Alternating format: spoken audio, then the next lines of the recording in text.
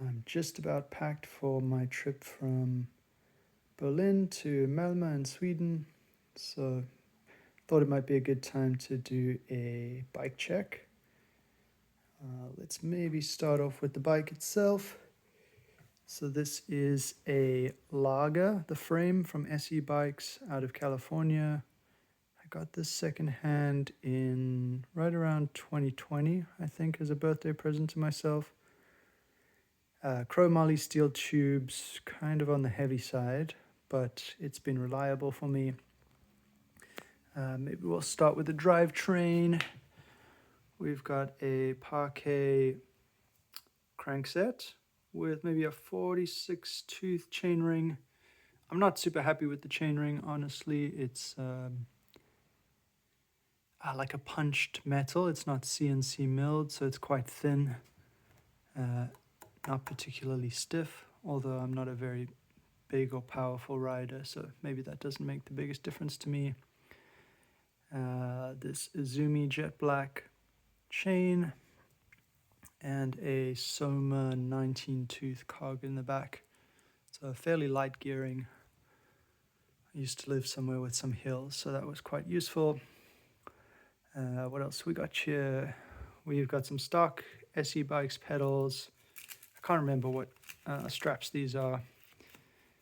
I've had to repair them a few times, so I'm sort of running out of space. I'll replace them eventually. Bottle cages. I think this is a Tanaka. Very lightweight, elegant bottle cage. And then I just got this Toe Peak aluminum cage. Little electric tape trick because I don't have a second set of mounts. What else? Stock hubs. There is a single speed cog on the other side that I've never used.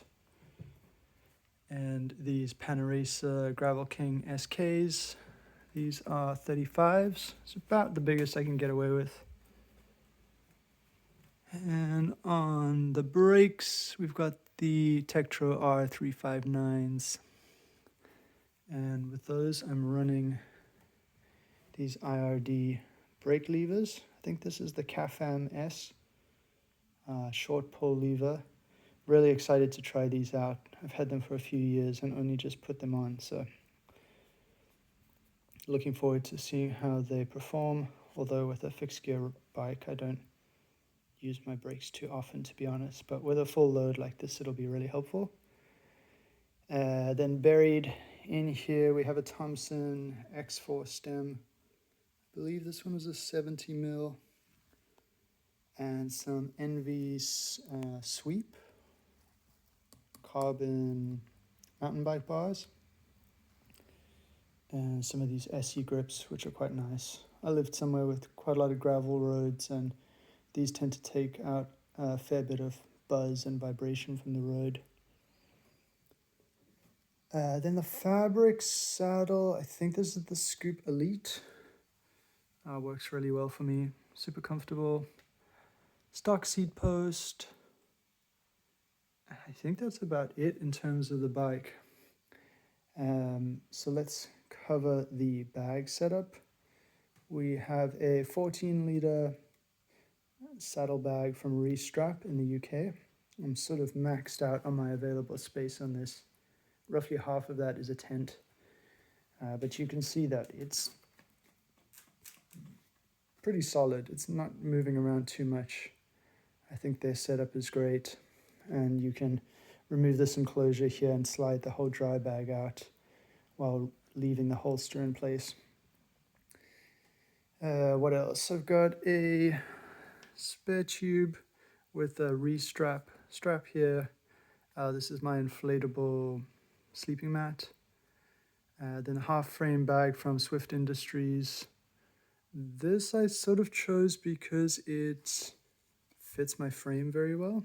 We didn't leave too much space.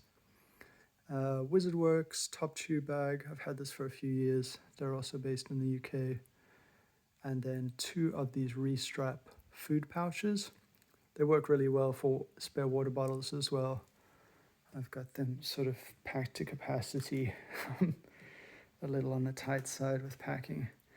Then I've got a second sleeping mat, just so I'm a little warmer and more comfortable at night. I don't know, I'm expecting it might get down to 10 degrees or so, not particularly cold.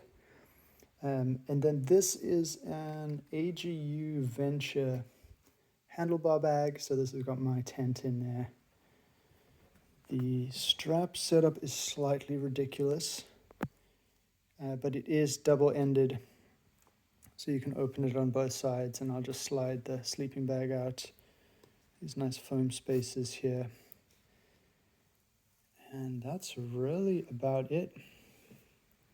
I'll have to probably strap my sandals down here in this webbing because I'm basically out of space.